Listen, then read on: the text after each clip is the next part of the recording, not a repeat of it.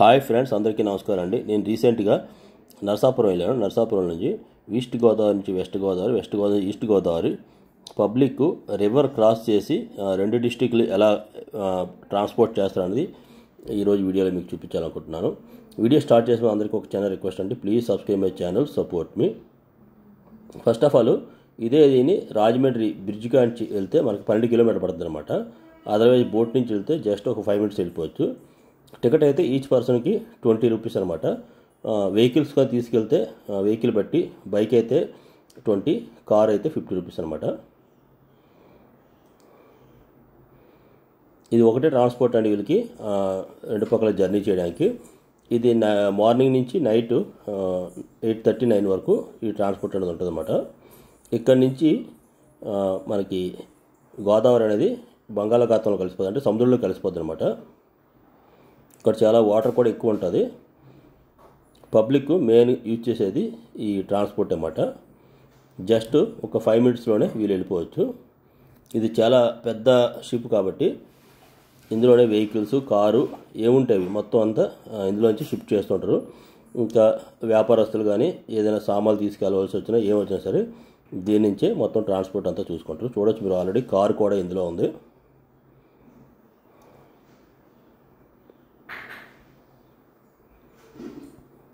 Journey చాలా బాగుంటుంది, ఎందుకంటే ఒక డిస్టిక్ నుంచి వేరే డిస్టిక్ వెళ్ళాలంటే బోట్లో వెళ్ళడం అనేది చాలా అరుదుగా ఉంటుంది. మన ఆంధ్రాలోనే ఎక్కడ లేదు. తర్వాత మామూలుగా అయితే బ్రిడ్జ్ నుంచి వెళ్ళొచ్చు, కానీ ఇక్కడ ఉన్న లోకల్ పీపుల్స్కి బ్రిడ్జ్ నుంచి వెళ్తే కనుక 12 kilometers పైన ఉంటుంది అనమాట దూరం. బోటు జస్ట్ టర్న్ తీసుకున్నాడు, అక్కడ క్లోజ్ అయిపోద్ది అనమాట. క్లోజ్ అయిపోయిన తర్వాత టర్న్ తీసుకొని మెల్లిగా మూవ్ అవుతుంది. ఇటు నుంచి వెళ్తున్నప్పుడు అటు నుంచి వచ్చే బోట్ కూడా మనకు కనపడుతుంది. ఇది బ్యాక్ సైడ్ ఉండే దాని లివర్ అనమాట, టర్నింగ్ ఎలా చేయాలనే దానికి. పబ్లిక్ అయితే ఆల్మోస్ట్ 100-120 దాకా పట్టచ్చు. వెహికల్స్ ఉండబట్టి మనకి తక్కువ స్పేస్ అనిపిస్తుంది. ఇది ఎవ్రీ 15 minutes, హాఫ్ అన్ అవర్కి ఒకటి ఉంటుంది కాబట్టి మనకి ఎక్కువగా రద్దీ అని ఉండదు.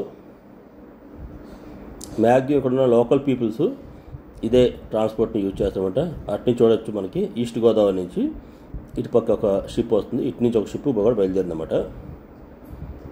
జస్ట్ డ్రాప్ చేయడం 5 minutesలో ఫిల్ అవుతుంది. మళ్ళీ ఒక 5 minutes తర్వాత ఇది మళ్ళీ మూవ్ అవుతుంటుంది అన్నమాట. ఇది దీనికి ఏంటంటే ఇది పాడుకుంటారు, కాంట్రాక్ట్గా పాడుకుంటారు అన్నమాట. సంవత్సరానికి పాడుకుంటే ఆ పాటలో ఎవరైతే ఎక్కువ ప్రైజ్ పెడితే వాళ్ళకి ఇస్తారన్నమాట. ఇది ఇక్కడ లోకల్ పీపుల్స్ కొంతమందికి ఫ్రీ, పిల్లలకు కూడా ఫ్రీ అండి. ఇది స్కూల్ పిల్లలు ఉంటే వాళ్ళకి కూడా ఫ్రీ అనమాట. మిగతా వాళ్ళకైతే ఛార్జ్ చేస్తారు. ఈ బోట్ మొత్తం ఒక పెద్ద ఇంజిన్ అనమాట, ట్రాక్టర్ టైప్లో ఇంజిన్ ఉంది. ఆ ఇంజిన్ త్రూ ఇది మొత్తం మూవ్ అవుతుంది. ఇది చూడొచ్చు, ఇటు నుంచి మనకి క్రాస్ అవుతుంది. అంటే అది ఈస్ట్ గోదావరి నుంచి వచ్చిన వెహికల్ అనమాట. అందులో కూడా కారు, ఆటో మొత్తం ఇటువంటి ఏమున్నా సరే అందులో మొత్తం పట్టాయి అనమాట. వాటర్ చాలా ఇక్కడ డీప్గా ఉండడం వల్ల ఇంత పెద్ద బోట్ అనేది ఇక్కడ మూవ్ చేయడం అవుతుంది. ఇది చాలా ఫారిన్ దేశాల్లో కూడా ఇటువంటి ట్రాన్స్పోర్ట్ అనేది యూజ్ చేస్తుంటారు. ఇది మన ఆంధ్రాలో మట్టుగా ఒక దగ్గరే ఉంది. మీరు కూడా ఎప్పుడైనా గోదావరి వెళ్తే ఒకసారి ట్రై చేయండి, మంచి ఎక్స్పీరియన్స్ ఉంటుంది. ఇక్కడ రెండో సైడ్కి మనకు వచ్చాం, అంటే ఇప్పుడు మనం జస్ట్ ఒక 5 minutesలోనే ఈస్ట్ గోదావరికి వస్తాం అన్నమాట. ఇక్కడ చిన్న సిమెంట్తో కట్టారు నదికి. అక్కడ ఒక చిన్నది ఈ బోట్కే ఉండేటువంటి ఐరన్ది, దాన్ని టచ్ అవ్వగానే ఇక్కడ వెహికల్స్ అన్నీ మొత్తం మూవ్ అయిపోతుంటాయి.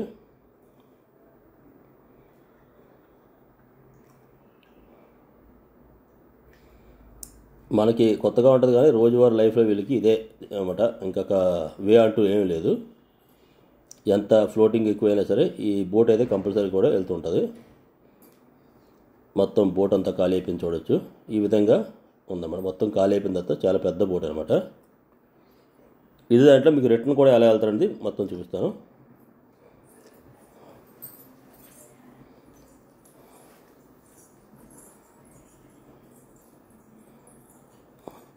ఇది ఈవినింగ్ టైం అవుతాడికి మూన్ కూడా వచ్చిందన్నమాట.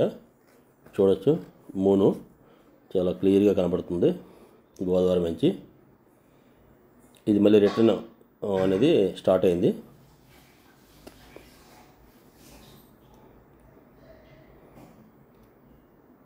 ఇదే టైంలో మనకి అట్నుంచి కూడా ఒక వెహికల్ అనేది మళ్ళీ వస్తుంది. మొత్తం గేర్ సిస్టమ్ అంతా ఈ కిందనే పెట్టారన్నమాట.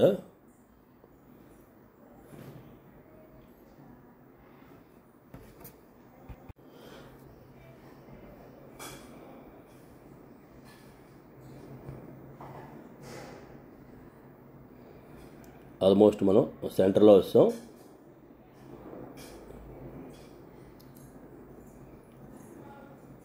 ఎక్స్పీరియన్స్ అయితే చాలా బాగుంటుంది. ఇక్కడ సేఫ్టీ కోసం అనేది ఈ రెడ్ సైడ్ ఉన్నాయి కదా, ఇవి సేఫ్టీకి ఉన్నాయి. అట్నుంచి కూడా రిటర్న్ బోర్డ్ చూడొచ్చు మీరు, అది కూడా పక్క నుంచి వెళ్తుంటుంది రెండు. ఇక్కడ గోదావరి నది చాలా పెద్దదిగా కనబడుతుంది, ఎందుకంటే ఇక్కడ లాస్ట్ పాయింట్ కాబట్టి ఇక్కడ నుంచి ఇంకా సముద్రంలో కలిసిపోద్ది అన్నమాట. అట్నుంచి అయితే ఒక పెద్ద కారు కూడా రిటర్న్ అవుతుంది.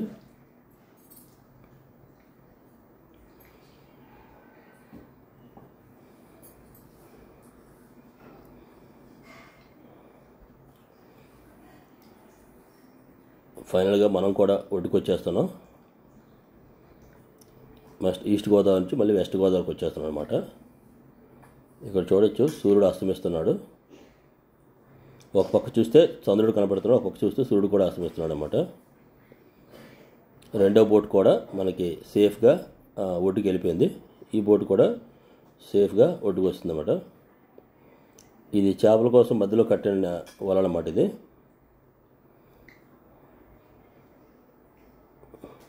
ఈ పాయింట్ నుంచి మనకి గోదావరి ఎండ్ అయిపోద్ది అన్నమాట. ఆల్మోస్ట్ చూడొచ్చు ఒడ్డుకి సేఫ్గా వస్తారు. రోజువారీ జీవనంలో వీళ్ళకి ఇది కామన్ అనమాట. ఇటుపక్క అటుపక్క మనకి స్కూల్స్ కానీ, ఆఫీస్కి వెళ్ళే వాళ్ళు కానీ, వ్యాపారస్తులు కానీ అందరికీ కూడా ఇది కామన్గా ట్రాన్స్పోర్ట్ కింద యూజ్ చేస్తుంటారు. నాకైతే చాలా మంచి ఎక్స్పీరియన్స్ ఇచ్చింది. మీరు కూడా ఎప్పుడైనా మనకి ఈస్ట్ గోదావరి ఎప్పుడైనా వెళ్తే ఈ బోట్ జర్నీ అయితే ఒకసారి చేయండి, చాలా వెరైటీగా ఎక్స్పీరియన్స్గా ఉంటుంది. ఫైనల్గా మనం రిటర్న్ వస్తాం.